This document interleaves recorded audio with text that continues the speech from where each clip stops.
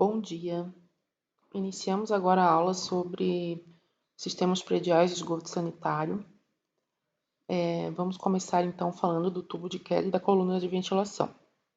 Então, o tubo de queda é uma tubulação vertical que vai passando pelos pavimentos, de maneira vertical, e vai coletando o esgoto de cada banheiro. Aqui pode ser um banheiro, 2 banheiros em cada tubo de queda, também pode ser área de serviço, pode ser cozinha, daí a gente chama de tubo de gordura. E, paralelo a esse tubo de queda, vai ter uma coluna de ventilação, que seria a ventilação secundária.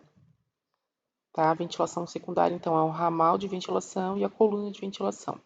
A ventilação primária é um prolongamento do tubo de queda que vai até a superfície, aqui a cobertura, e vai ser no mesmo diâmetro do tubo de queda. Já a coluna de ventilação, não, ela tem que ser dimensionada por uma tabela específica e ela vai ter o mesmo diâmetro de baixo até em cima, assim como o tubo de queda também vai ter o mesmo diâmetro de baixo até em cima. Quando chega no térreo, eu vou ter o meu subcoletor, que vai ser a tubulação que vai coletando o esgoto no térreo horizontalmente até chegar na última CI, caixa de inspeção do edifício, onde vai sair o coletor predial, que vai ligar ou na rede coletora de esgoto ou no sistema individual de tratamento. Se eu tiver um subsolo e lá tiver um banheiro, alguma coisa que produza esgoto, eu vou ter que colocar um poço aqui com uma bomba para recalcar esse esgoto para o nível do térreo. Nessa outra figura aqui, dá para ver aqui como se fosse um pavimento, Então aqui eu tenho os ramais, que a gente já viu o dimensionamento, o ramal de ventilação, os ramais de esgoto. E aqui eu tenho a coluna de ventilação e o tubo de queda que está passando no pavimento. Então, eu sempre devo fazer as ligações aqui, esse aqui a 45 graus, usando uma junção, tanto no tubo de queda quanto no ramal de ventilação. Entrando na nossa apostila, a gente tem aqui a tabela de dimensionamento dos tubos de queda retirada da norma NBR 8160 de 99. Então, aqui eu tenho para prédios até 3 pavimentos e prédios com mais de 3 pavimentos. Eu entro com o número de unidades Hunter de contribuição total do tubo de queda e aqui saio com o diâmetro. Para tubos de gordura de cozinha, o diâmetro mínimo é 75 milímetros. Então, se aqui der 50, por exemplo, eu não posso usar 50, eu tenho que usar 75. Para tubo de gordura de cozinha, ok?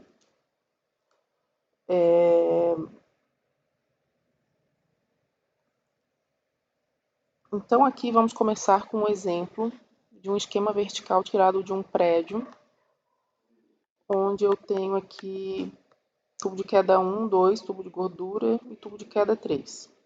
O tubo de queda 1 atende um banheiro A, o tubo de queda 2 atende 2 banheiros A, o tubo de gordura uma cozinha B e o tubo de queda 3 atende a área de serviço C. Aqui nessa tabela tem nessa legenda, aliás, tem o que o banheiro A tem um vaso sanitário, 2 lavatórios, chuveiro e banheira. A cozinha tem pia e máquinas de lavar louça. A área de serviço tem tanque e máquinas de lavar roupa. Aqui está o que significa cada coisa que está lá no desenho. E aqui tem o que significa VS, LAV, as siglas que a gente usa. Então, para facilitar o dimensionamento do tubo de queda, a gente vai colocar aqui, vai criar uma tabela para achar o número de unidades Hunter de contribuição de cada tubo de queda. Então, a gente começa pelo número do tubo de queda aqui, os aparelhos contribuintes por pavimento. Então, o que a gente faz aqui? Por exemplo, no tubo de queda 1, a gente tem um banheiro A. O que tem no banheiro A? Tem vaso sanitário, 2 lavatórios, chuveiro e banheira. Então, isso aqui eu vou colocar como aparelhos contribuintes do tubo de queda 1. Já no tubo de queda 2, eu tenho 2 banheiros A, então eu vou colocar tudo dobrado. No TG1, o que eu tenho no TG1? Cada pavimento eu tenho uma cozinha com uma máquina de lavar louça e uma pia. Da onde que eu peguei isso? Aqui da legenda, onde diz que o B é a pia e a máquina de lavar a louça. E aqui no meu esquema vertical, o B aqui é do tubo de gordura da cozinha. Então, cada B é uma cozinha. E por último, o TQ3 pega o tanque e a máquina de lavar roupa.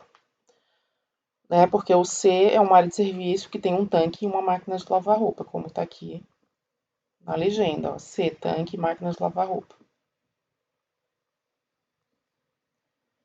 Então, isso aqui é a parte mais difícil, tá?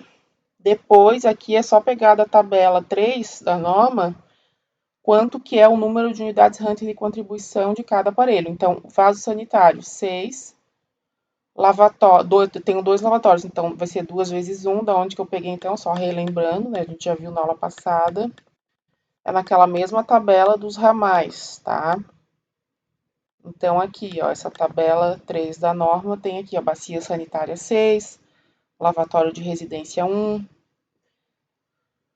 chuveiro de residência 2. Então, esse aqui é um prédio residencial, tá? Vocês têm que prestar atenção que se não for residencial, o chuveiro vai ser coletivo, o lavatório de uso geral, tá? Daí muda, então tem que prestar atenção nisso.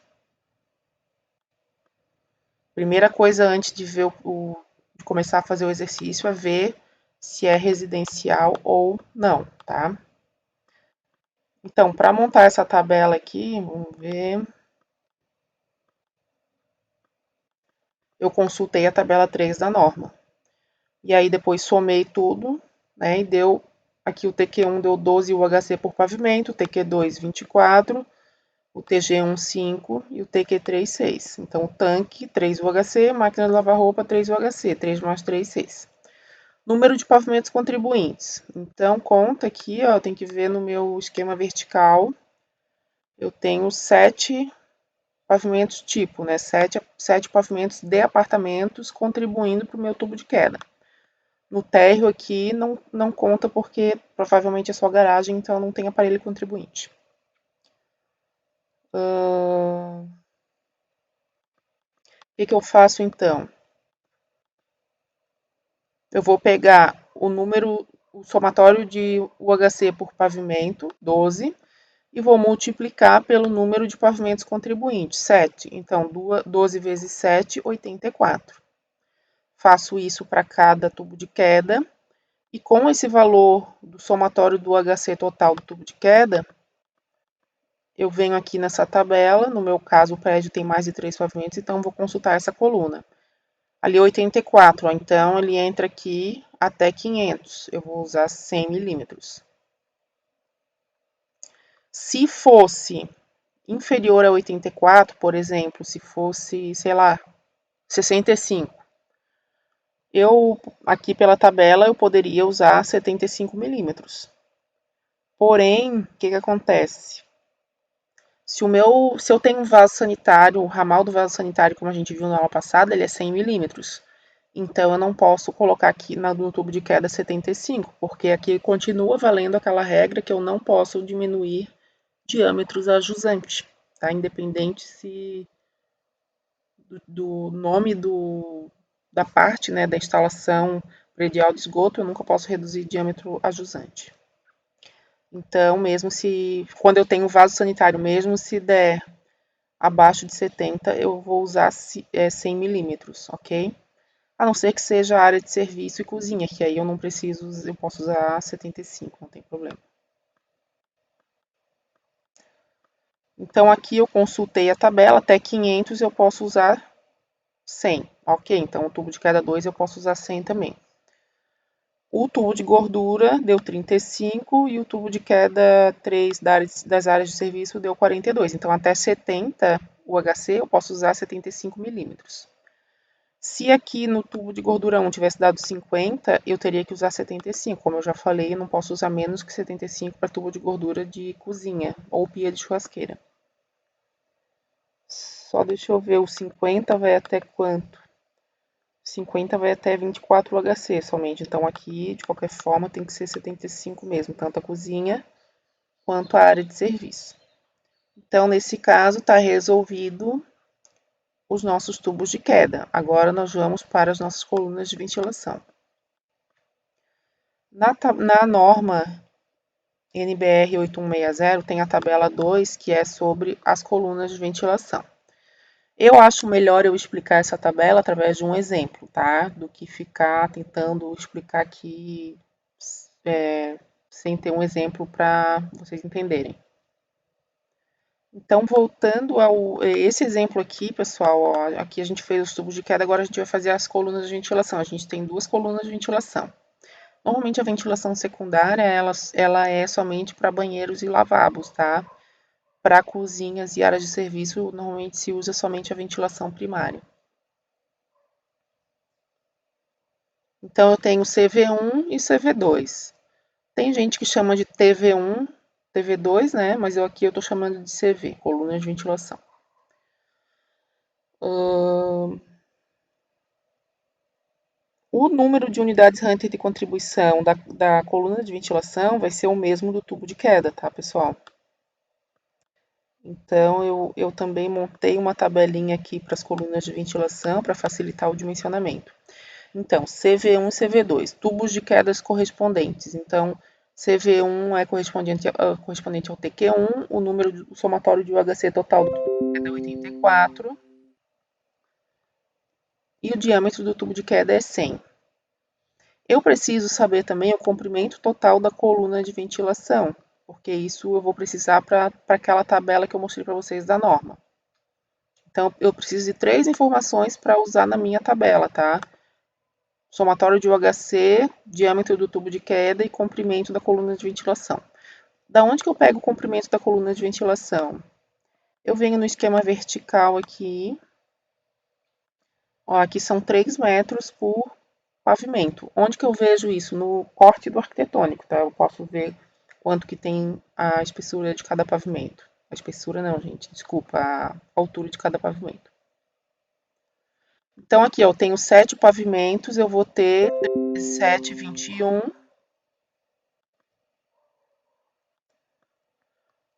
A coluna de ventilação, pessoal, ela tem que ser ligada na parte de baixo do tubo de queda, tá? Então, aqui eu contabilizei mais 1 metro. Se tivesse algum trecho horizontal da coluna de ventilação, eu também teria que contabilizar. Lá em cima, acima da cobertura, eu contabilizei mais 1 metro. Então, ao total, deu 3 vezes 7, 21, 22 e 23 aqui na parte de baixo. Vou colocar, então,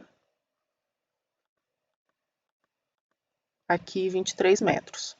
Então, começando pela coluna de ventilação 1. Eu tenho 84 UHC e 100 milímetros. Vamos ver como é que eu uso isso aqui.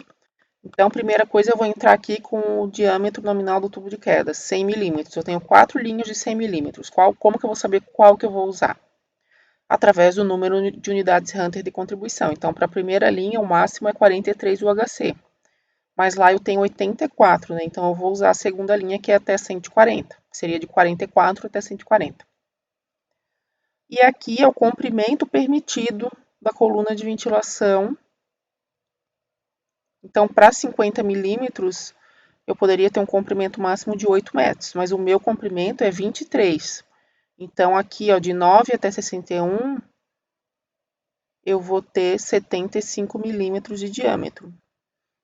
Então, eu tenho 23 metros, né? Vou cair aqui, então. Aí deu 75 milímetros. Portanto, aqui vai ser 75 milímetros. Já o TQ2 eu tenho 168 UHC. Então já não dá na segunda linha, já tem que vir para a terceira linha. A terceira linha aqui muda um pouquinho o comprimento aceito da coluna de ventilação. Então, de qualquer forma, eu continuo aqui até 52, eu continuo no diâmetro de 75 milímetros. Então, também vai ser 75 milímetros do início ao fim, a coluna de ventilação. Então, resolvida a minha coluna de ventilação. Agora, nós vamos para os subcoletores e coletor predial. Então, o que que são os subcoletores? Relembrando, é aquela tubulação que fica entre uma caixa de inspeção e outra, que vai coletando o esgoto dos tubos de queda e dos banheiros do térreo. O trecho horizontal dos tubos de queda eu também considero como um subcoletor. E a diferença entre subcoletor e coletor predial, qual que é? O coletor predial é depois que eu já coletei todo o esgoto do prédio, todo esse esgoto vai ser encaminhado para o coletor predial. O coletor predial fica no. Deixa eu abrir a figura aqui. Ele fica no final do prédio, né? Ligando na rede coletora ou ligando no sistema de tratamento individual do prédio. Então, os subcoletores, eles pegam uma parte do esgoto do prédio. O coletor predial pega todo o esgoto do prédio. Mas a maneira de dimensioná-los é a mesma, tá? Não tem diferença aqui. Então, essa tabela aqui da norma, tabela 7 da NBR 8160 de 99, ela traz o dimensionamento tanto dos subcoletores quanto do coletor predial. Com relação aos subcoletores e coletor predial, então a norma fala o seguinte: o coletor predial e subcoletores devem ser dimensionados pelo somatório de UHC conforme os valores da tabela 7. O coletor predial deve ter diâmetro nominal mínimo de 100 milímetros. No dimensionamento do coletor predial e dos subcoletores em prédios residenciais, deve ser considerado apenas o aparelho de maior descarga de cada banheiro, para a somatória do número de unidades Hunter de contribuição. Então, especificamente em prédios residenciais, nos banheiros, eu vou considerar apenas o aparelho de maior contribuição, ou seja, o vaso sanitário. Eu não vou considerar chuveiro, lavatório, banheira, etc. Tá? Mas isso, notem então que é só para prédios residenciais, tá? Para prédios comerciais e outras ocupações não vale essa regra. E para a área de serviço e cozinha, eu vou considerar todos os aparelhos, porque aqui está falando só de banheiros, tá, pessoal? Vamos voltar ao nosso exemplo lá. Vamos no nosso esquema vertical. Se eu pegar a planta baixa do térreo do projeto hidrossanitário, vai estar lá os meus coletores e subcoletores prediais ao redor de toda a edificação, né, dentro do terreno da edificação, mas normalmente não é embaixo da edificação, é pelas laterais. Só do tubo de queda até a caixa de inspeção que vai ser embaixo do prédio, porque eu não devo colocar a caixa de inspeção embaixo do prédio, eu devo colocar pelo lado de fora do prédio, só que dentro do terreno do prédio, logicamente, na parte não edificada. Aqui eu criei uma tabela também para facilitar o dimensionamento dos subcoletores e coletor predial. Só que. Não, desculpa, não é essa tabela aqui. Essa aqui é do tubo de queda. A tabela que eu criei é essa aqui. Tá? A dificuldade maior, pessoal, é fazer essas 3 colunas aqui, tá? Porque não é que é difícil, é que o pessoal se confunde muitas vezes. Como que eu monto essa tabela? Então, como que eu sei o que eu coloco aqui no coletor e subcoletor? Vamos aqui ao esquema vertical. Então, aqui, ó, aqui eu tenho o tubo de queda 1, o trecho horizontal do tubo de queda 1 até a CI1, eu vou considerar como um subcoletor também. Esse subcoletor, como na caixa de inspeção 1 só tem a entrada desse subcoletor, o subcoletor 1 vai ser o mesmo diâmetro de declividade desse aqui, o dimensionamento vai ser o mesmo para os dois. Aqui eu tenho o trecho horizontal do tubo de queda 2, então aqui ele tem que ser separado, porque o subcoletor 2 ele pega tanto esse mais esse, tá? Então eu tenho que ter uma linha específica para o trecho horizontal do TQ2. O subcoletor 2 tem que ter uma linha específica para ele. E quais vão ser os contribuintes do subcoletor 2? Vai ser o TQ2 e o subcoletor 1. O contribuinte do subcoletor 1 vai ser o TQ1, assim como o do trecho horizontal do TQ1. Aqui eu vou ter outra linha para o trecho horizontal do tubo de gordura 1, que pode estar junto com o subcoletor 3, porque a contribuição é a mesma. Eu também vou ter outra linha para esse trecho horizontal aqui do tubo de queda 3 e para o subcoletor 4, a mesma linha os dois, que a contribuição é a mesma. E a linha final vai ser para o coletor predial, que vai reunir todo o esgoto da edificação. Então, eu vou somar o subcoletor 2, o 3 e o 4. O 1 eu não vou somar porque o 1 já está dentro do 2, tá? Já está somado aqui, já está incluído dentro do 2. Então, eu venho para minha tabela e vou colocar as informações que eu peguei lá no esquema vertical. Então, primeira linha, trecho horizontal do TQ1 e subcoletor 1, depois trecho horizontal do TQ2, depois subcoletor 3, depois trecho horizontal do TG1 e subcoletor 3, até chegar no meu coletor predial. Os contribuintes a gente já viu também, né? Quais são os contribuintes de cada trecho. E aqui também é uma fonte de erro comum dos alunos, tá? O somatório do UHC dos contribuintes. Aqui eu posso pegar ou não posso pegar da tabela do tubo de queda? Então, se o contribuinte é o TQ1, não deveria pegar o somatório de UHC do TQ1, que é 84? Se fosse para um prédio comercial, sim, mas no caso do prédio residencial, tem aquela regrinha que eu vou considerar somente o vaso sanitário. Então, no TQ1, eu tenho um vaso sanitário por pavimento. O vaso sanitário tem 6 UHC, eu tenho 7 pavimentos. 6 vezes 7, 42. Então, eu vou ter 42 UHC. No tubo de queda 2, eu tenho 2 vasos sanitários por pavimento, porque eu tenho 2 banheiros contribuindo em cada pavimento. Então, eu vou ter 2 vezes 6, né, vai dar 12. 12 UHC por pavimento, vezes 7, 84. O subcoletor 2, então, eu vou pegar o TQ2 mais o subcoletor 1, vai dar 126. O trecho horizontal do TG1 e o subcoletor 3 vai ser contribuinte o TG1. Então, eu vou pegar o somatório de unidades Hunter de contribuição, o HC, do TG1, que é 35. Aqui não tem essa de maior contribuição, do aparelho de maior contribuição. Aqui eu vou pegar tudo. Assim como na área de serviço, eu também vou pegar tudo. No coletor predial, então, eu vou somar tudo, né? Vou somar o subcoletor 2, 3 e 4. O subcoletor 1 já está dentro do subcoletor 2. Então, aqui, ó, 126, 35 e 42, deu 203. Então, essa é a parte mais difícil. Aqui, escolher o diâmetro e declividade é a parte mais fácil. Então, aqui, por exemplo, para o trecho horizontal do TQ1 e subcoletor 1, que eu tenho 42 de UHC, eu venho na tabela e vou pegar uma declividade. O ideal é eu usar uma declividade de 1%, tá? Eu não devo usar 2 nem 4, porque vai aprofundar muito a rede. Se eu tiver muito trecho a percorrer, quem sabe até 0,5% eu posso usar. Se eu tenho um terreno plano com muito trecho a percorrer, né? Uma extensão muito grande de subcoletor, aí quanto menor a declividade, menor vai ser a profundidade final. Porque se eu chegar lá no coletor predial com uma profundidade muito grande, e tiver a minha fossa para fazer, por exemplo, vai ser complicado. Provavelmente eu vou ter que fazer um recalque para fazer essa fossa, né? Um bombeamento.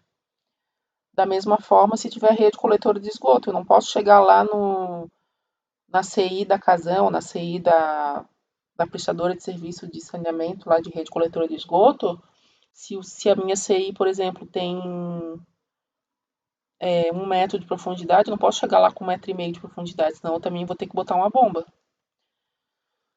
Inclusive, a profundidade máxima aceitável dos subcoletores é de 1 metro, porque as caixas de inspeção dentro do terreno, elas podem ter no máximo 1 metro de profundidade. Senão, já tem que fazer bombeamento dentro da própria edificação. Então, 42, eu vou escolher aqui a declividade de 1%. Então, até 180 UHC, eu posso usar 100 a 1%. Então, vamos ver aqui o que se enquadra até 180.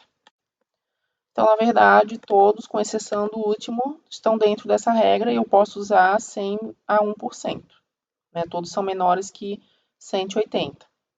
O coletor predial é 203, então eu já não posso usar 100 a 1%.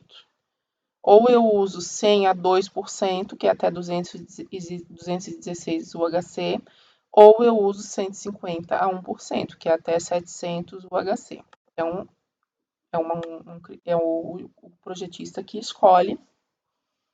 Se eu tiver um trecho muito grande para percorrer, eu escolheria 150 a 1%. Agora, se o coletor predial for curto, eu escolheria 100 a 2%. Aqui foi colocado 100 a 2%.